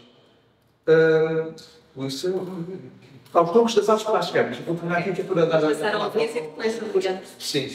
Porque aquela que não sei o nome, falou, Raquel, colocou várias questões, mas também deu contributos, portanto, quase respondi às questões que levantaram. Foram tópicos bastante menos que levantou e eu vou só falar da questão dos troncos das árvores para quem, não é? Para os pellets, que falou Raquel, e o outro senhor ali, acho que foi da quem? Da Bem-Estar. Pronto, antigamente, ainda se faz em algumas zonas do interior e sul do país, que é com os restos dos ramos e dos troncos usar essa madeira para aquecer a casa no inverno. Isso é sustentável. O que já não é sustentável foi a questão levantada, que é, primeiro, começou-se pelas sobras e para fazer os pellets, as sobras de madeira para fazer os pellets, e agora já é tudo. Isso já não é sustentável, porque, como foi já bem explicado, o crescimento, quer dizer, a necessidade já é muito mais rápida, muito mais intensa do que a velocidade de produção desses produtos madeireiros. Portanto, também sou contra isso. E o nosso partido também, o nosso partido tem reservas relativamente ao uso da biomassa para queima. Estamos a gostar também de dióxido de carbono, está tudo, nada disso faz sentido. Ou muito pouco faz sentido. Portanto, a produção de biomassa sim, para alguns fins, para queima não parece fazer muito sentido. Se eu pudesse reformular aqui a questão para o Luís, da mineração, o Bloco tem em relação à mineração, têm sido anunciadas várias chamadas zonas de sacrifício. Nós temos, por exemplo, a Vila Real Boticas e vários pontos do país, mas, de facto, como o João disse, o lítio é um recurso absolutamente estratégico na transição. Não é? O lítio e outros minérios chamados terras nobres. Mas, na verdade, nós temos muitos minérios em circulação e não temos uma economia circular a funcionar que previna os chamados charlatãonismo excessivo, não é? Portanto, lá há uma economia da suficiência e uma economia circular. Vocês têm propostas em relação a isso? Mas eu já agora, mas também, pronto, uma nota otimista também sou um pouco otimista, esta questão da bolha em que nós nos movemos, às vezes pode enganar um bocadinho. Eu também digo nessa investigação que estavam poucas pessoas, mas foi focadas muito em cima da hora e pronto, se calhar não está muito bem. Mas depois há outros indicadores que nos dizem algo muito diferente. Por exemplo, no manifesto das zonas de ambiente, penso que se falava lá que a esmagadora maioria dos portugueses estava aberta a políticas climáticas mais ambiciosas. Isto acontece 67% da quando perguntam às pessoas, mesmo no global da União Europeia, porque as variações entre países acham que devia haver mais ambição, etc. As pessoas dizem, regra geral, a maioria diz que sim. Acham que os governos deviam fazer mais para respondem que sim. Estaria disposto a fazer alguns pequenos sacrifícios?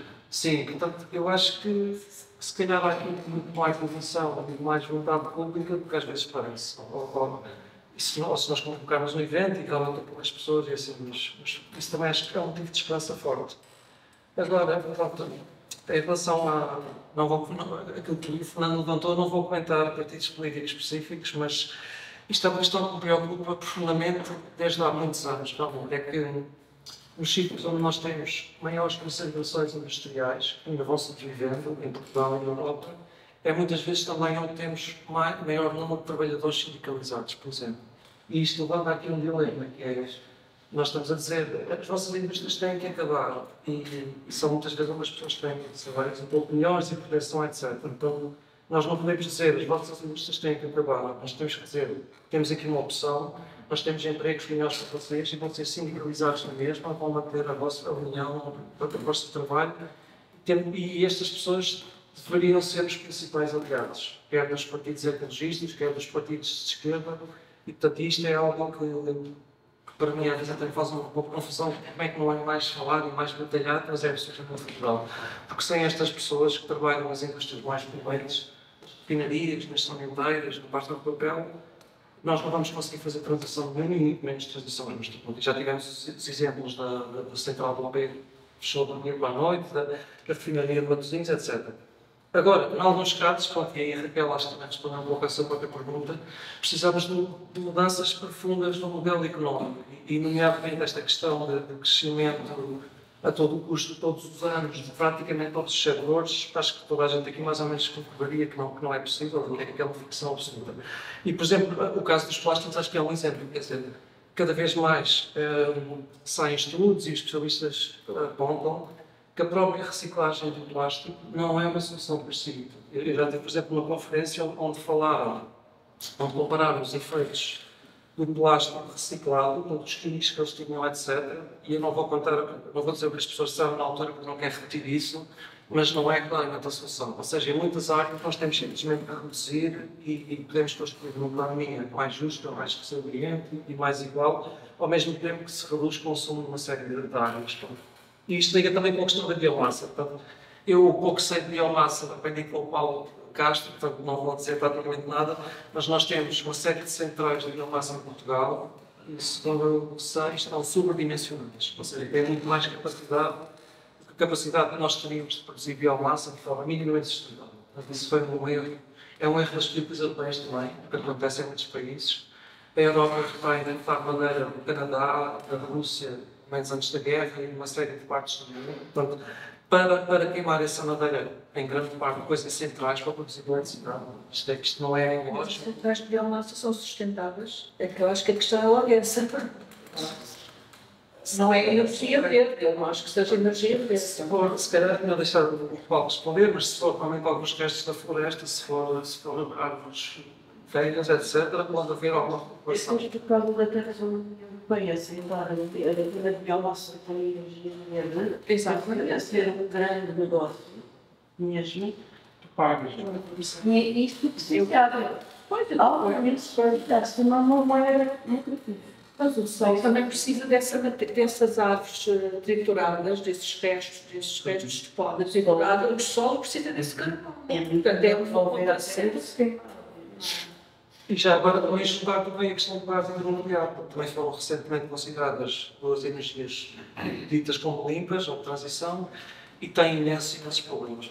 Podia falar 20 minutos sobre cada uma, mas já fica uma conversa. Vamos então ouvir mais uma ronda de perguntas, depois passamos para os oradores e concluímos. O Zé, aliás, os dois Zé, tu não? Então o Zé era a Divisa e a Ana. Ok, foi. Para perguntar se a parte da crise ambiental, se não portanto a temática da flores da produção, se também devemos falar de uma crise cultural, se manifesta da crise democrática, cívico, conhecimento ambiental, e se está em emergência, e o que é que se poderia fazer para mitigar, reverter? Queres começar por isso? Sim, portanto, se eu perceber. Também havia uma limpinha Mas posso fazer uma pergunta sobre esse perceber? É uma crise, estás a acontecer uma crise cultural das pessoas não se envolverem civicamente, é isso?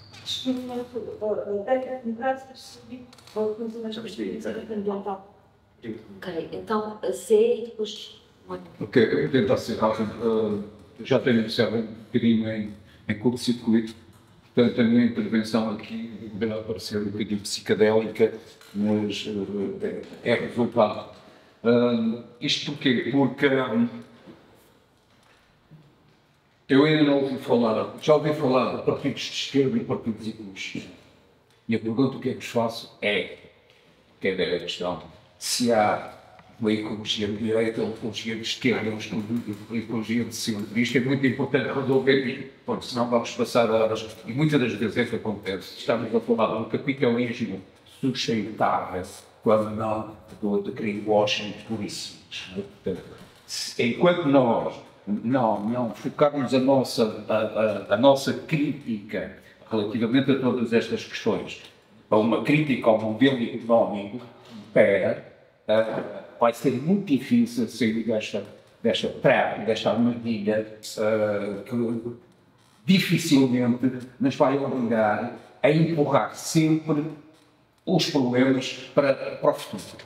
Agora é para 20 e 30, depois é para 50, depois para 60 e havemos de chegar a 2100 e continuamos com os mesmos problemas, senão até agravá-los. Porque lá está, eu não sou otimista, pelo contrário, isto deve ser verdade. Mas eu continuo a pensar que nós na Europa continuamos a pensar no nosso jardinzinho, como se ele fosse um jardinzinho morado. Alguns querem que seja um jardinzinho morado, mas ele não é morado.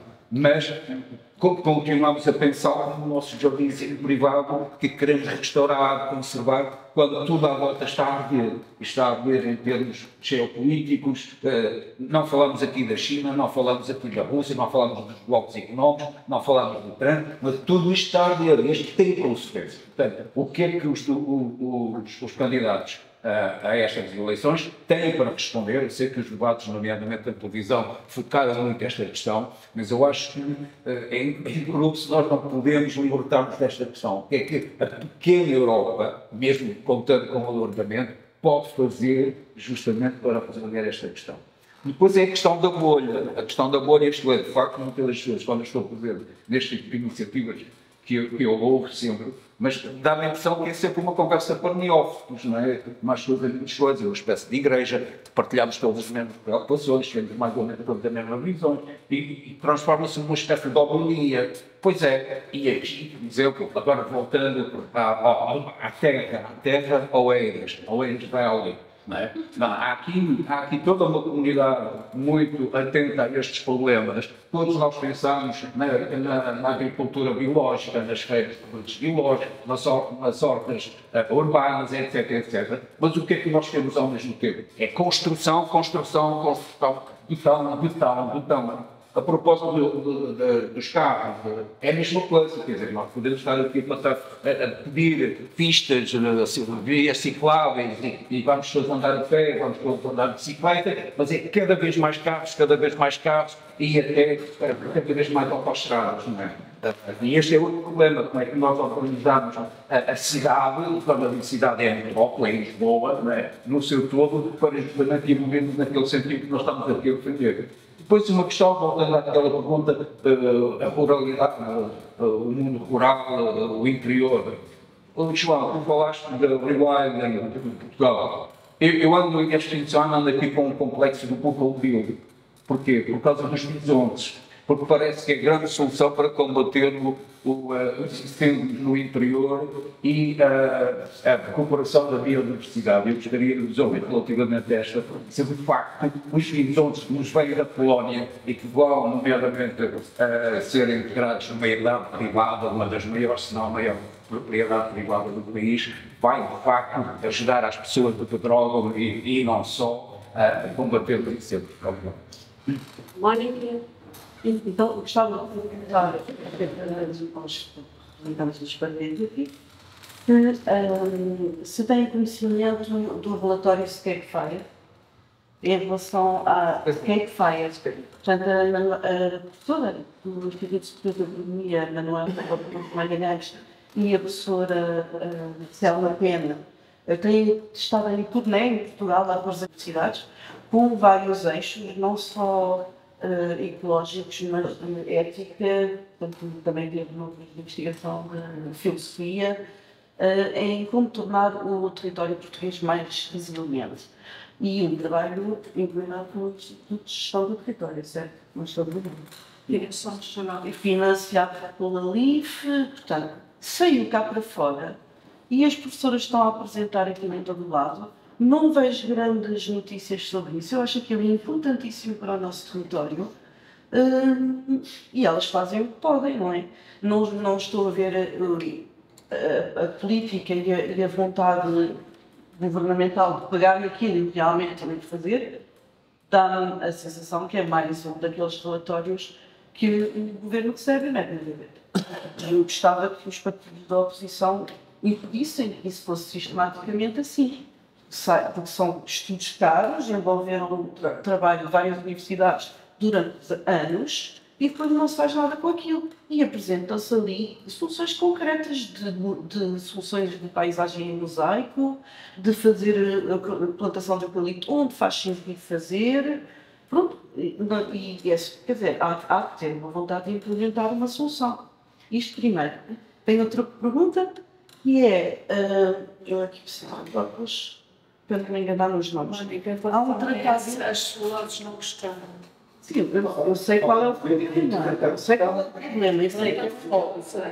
Eu sei que há um lobby potentíssimo que há atrás de nós, dos políticos, mas pelo menos na oposição acho que há um trabalho a fazer. Ou pelo menos denunciar a situação. Porque se calhar o povo precisa de saber. Mas pronto.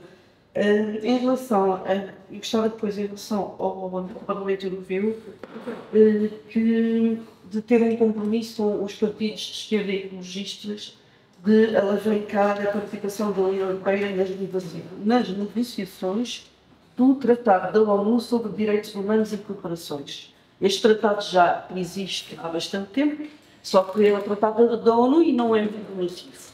E agora vão acontecer reuniões no sentido de tornar esse tratado vinculativo. Eu penso que aí a União Europeia poderia mostrar um exemplo, isto é uma solução internacional, não é só europeia.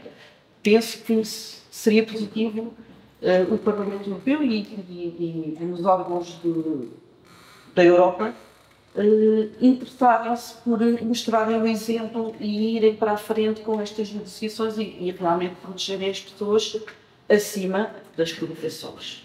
Muito obrigada. Passo a palavra aos oradores, mas agora começamos pelo Luís e fechamos, porque portanto já são mais, já passa bastante do nosso tempo, já são quase aqui, não é? Só um livro, rapidamente, a questão de alinhação, eu esqueci de mencionar, mas eu penso que o Bloco introduziu também recentemente uma resolução, ou um projeto de lei, que foi tentar acabar com pelo menos aquelas duas grandes linhas, sobretudo a prova do próximo.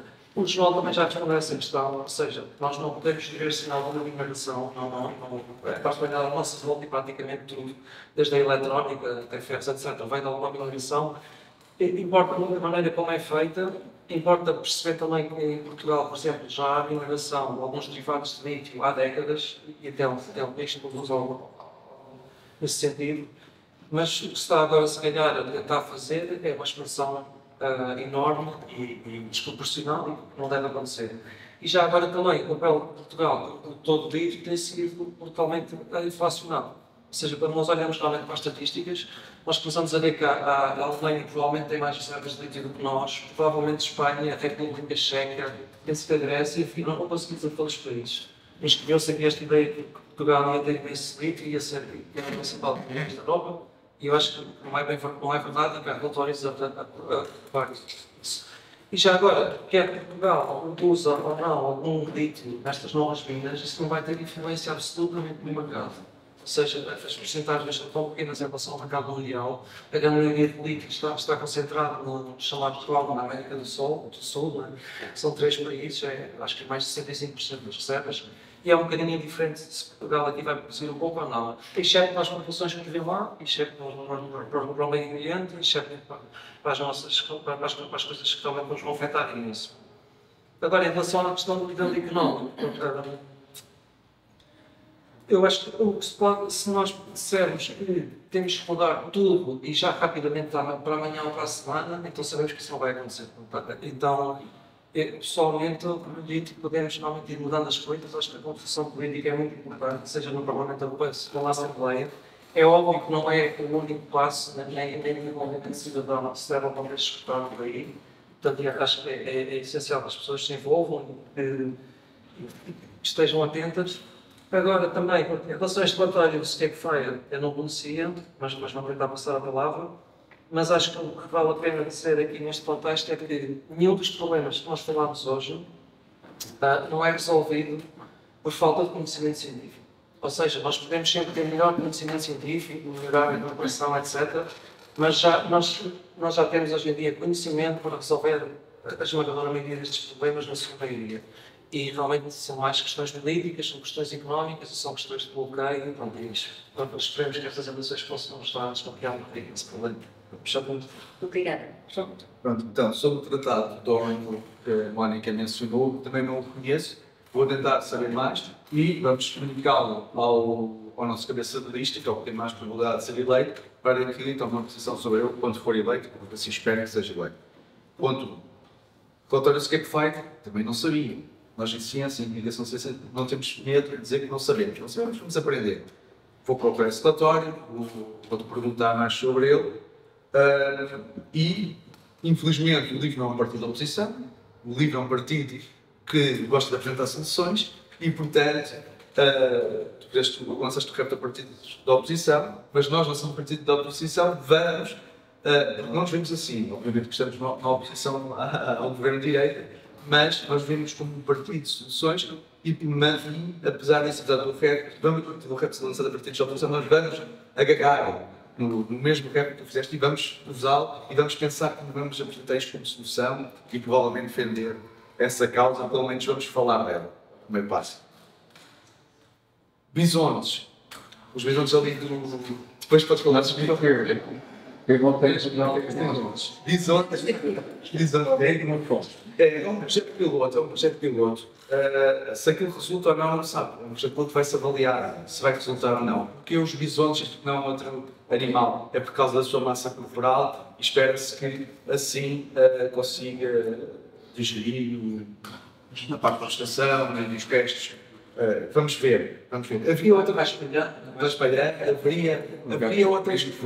Nós temos outras alternativas. Temos os silvídeos em Portugal, temos fauna que já existe no nosso país e que poderia ser utilizada. É só porque não horizonte com a sua massa corporal e porque parece que se adapta também ao nosso clima. Portanto, não vai ter sofrimento. Está a mudar. Sim, está a mudar. Vamos ver. É um sistema de piloto que está em estudo. Por falar no lítio, só para dizer, nós falamos muito por causa das baterias e por causa da transição energética. Mas nós defendemos também no nosso programa que tem de haver mais investimento em investigação científica para procurar alternativas ao lítio. De modo a que se recorra a outros minerais que não necessitem tanta mineração, por exemplo, aproveitando alguns minerais que já existem, alguns metais que já existem, e que podem ser aproveitados através da economia circular, como já se falou aqui. Bom, estamos a falar para nós próprios e esta questão junta-se as duas questões. Há bocado falou-se, nas questões atrás estamos a falar para nós próprios, e agora a crise cultural é a crise civil. Com a minha experiência associativa, eu sinto isso. Há bocado estava a falar do José no início, que nos partidos, no geral, já não temos todos os partidos que isso também acontecia, temos muitos inscritos, temos milhares de inscritos, mas poucos a participar. Isto vai ao encontro da minha experiência associativa. Eu sou administrador de duas associações, uma com dezenas de associados, outra com centenas. As pessoas que participam com um número fazem o mesmo. É uma dezena, pai, de associados. E às vezes nem as pessoas dos órgãos sociais aparecem. Portanto, eu acho que nós temos um ideal de que antes as coisas funcionavam e é provável que no pós-25 de Abril, naqueles anos, que houve uma grande mobilização cívica, as pessoas participavam em associações, em cooperativas, muita coisa a criar-se de raiz e nós não temos essa memória na nossa memória coletiva, das imagens da nossa memória coletiva e se calhar temos essa expectativa de que seja assim. Mas não sei. Também temos a ideia, as expectativas relacionadas com a participação cívica do Norte da Europa. E achamos que eles lá organizam-se de cá. Será que eles lá também não têm os mesmos problemas que nós? Não sei. Mas sim, eu concordo, tendo a concordar que as coisas não estão a funcionar bem, isso estou de acordo completamente. E as pessoas parecem que não se importam com as eleições. Ainda hoje estava no ensaio das mesas, para os votos nas mesas, nas europeias. As pessoas estavam lá, diziam que os seus familiares, mas porquê que vamos votar nas eleições europeias? Se isso não tem nada a ver connosco. Tem, já se falou aqui, tem muito a ver com a nossa legislação. A legislação que se pôs lá fora é depois de entrar cá. Tem muito a ver. E isto é uma questão que outra vez consideram levou-se a uma ecologia de esquerda e de direita. Partidos de esquerda e direita, eu acho que têm preocupações ambientais, mas olham para o problema de diferentes prismas e apresentam diferentes soluções. A direita, a gente tem tendência, e aqui estou a falar em tendências, estou a generalizar, de olhar para os recursos naturais como recursos, como ativos que depois vão explorar para gerar receitas. Os partidos de esquerda, e mais uma vez estou a generalizar, veem o ambiente como um todo. E vou falar do livro em particular, que eu conheço melhor, achamos que fazemos parte. Nós não temos só preocupações ambientais, temos preocupações com a ecologia, portanto, com todos os ciclos ecológicos, com os ecossistemas. Nós fazemos parte desse ambiente. Não somos à parte, não temos uma visão antropocêntrica. E eu, como biólogo, também, se calhar, estou muito enviesado um bocado por isso. Eu trabalhei na exposição da evolução de Darwin, portanto, no Porto, e como evolucionista que sou, nós somos parte desse processo evolutivo, somos parte da biodiversidade que existe, não estamos à parte. Há bocado falámos da agricultura, portanto eu estou a tentar aqui fechar os temas, estou a tentar responder essas questões e fechar os temas, não só mencionar mais hoje. Há bocado quando falámos da agricultura, eu mencionei alguns, falei da agricultura biológica, falei de manter um bocadinho, tentar diminuir, obviamente, tentar diminuir a monocultura e a agricultura intensiva e favorecer os tipos de agricultura. Falei apenas da agricultura biológica, mas podia ter falado da agricultura regenerativa, da agrofloresta, da permacultura, etc.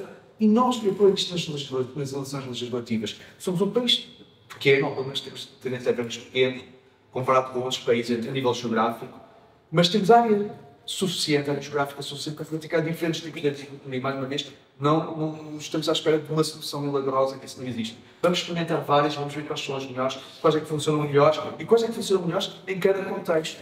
As que funcionam melhor no Norte, no Centro, no Sul, no Litoral e no Interior, etc. Para terminar, vou falar da mobilidade, que já foi aqui colocada a questão e eu não respondi estupidamente. É importante. É importante também por causa da questão da transição energética. É importante para deixarmos de consumir combustíveis fósseis, que são muito utilizados pelas viaturas, pelos carros. Como foi falado, temos carros que transportam uma só pessoa, carros de 5 lugares que transportam só uma pessoa. Depois temos o trânsito, que já foi aqui mencionado, e perdemos horas no trânsito, quando se poderia fazer várias alterações. A alteração, principalmente, a nível urbanístico. Precisamos de remodelar, de repensar as cidades e como é que as queremos reconstruir. Eu vou só terminar com isto. Eu vou dar um exemplo do que tenho feito na Penha de França. Quando sou membro da Assembleia de Freguesia e tenho feito algumas propostas. Não precisamos de construir, de cimentar mais para fazer ciclovias. Podemos estreitar as estradas, como alargando os passeios para as pessoas caminharem, aproveitando parte do que era uma estrada para fazer ciclovias, ou até vias partilhadas para as bicicletas andarem, porque a dicotomia que se cria muitas vezes de que quem defende as bicicletas está contra os carros, é uma falsa dicotomia e eu não estou aí nesse debate. Porquê? Porque mais bicicletas na rua representa menos carros, menos trânsito. Portanto, até quem precisa, porque há pessoas que precisam, usam o carro porque precisam, e essas saem beneficiadas por haver mais bicicletas na rua. Porquê? Porque fluem melhor também. Portanto, tudo se beneficia com uma reestruturação do pensamento. Andar a pé, tem passeios mais largos para as pessoas caminharem, o piso, portanto, nas ruas mais inclinadas, substituir a pedra da calçada de calcário que escorrega por um piso misto para as pessoas não escorregar. Já fizemos isso na Penha de França. Outra vez, um momento o CDSPP disse que eu só fazia marketing. Não, isso vá à rua, temos obra feita lá fora e nem sequer tudo discutido.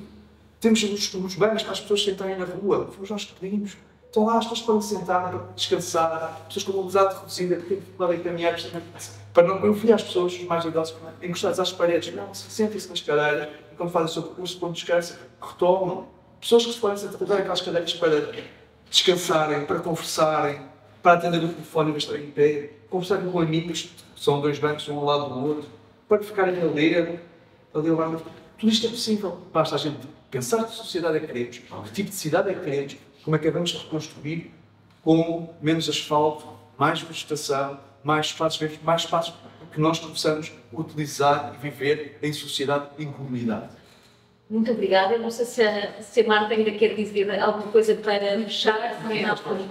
Em relação à mineração, deixo aqui uma proposta para os dois partidos apresentem uma proposta legislativa, porque de facto 80% dos nossos resíduos elétricos e eletrónicos vão parar a aterro É uma barbaridade o que está a acontecer e nós precisamos de não estar a extrair, mas precisamos de facto de investir na economia circular. Em relação às questões cívicas, digam aos vossos jovens para votar, os jovens que já podem votar, não sei, vai dizer Portugal, para votarem conscientemente.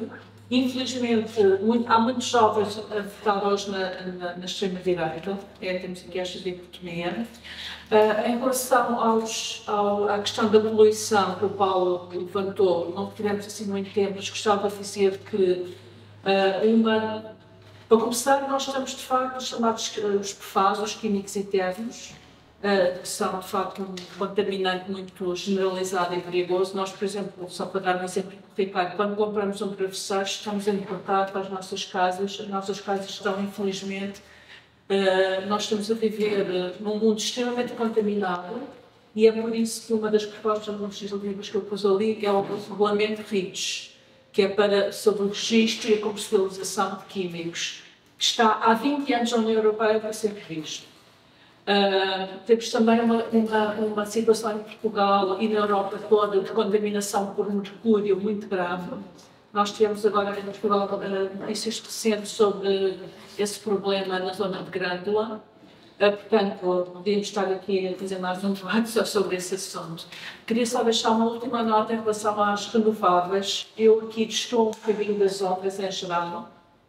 Acho que as organizações de ambiente têm dado tiros nos pés no que respeita às renováveis.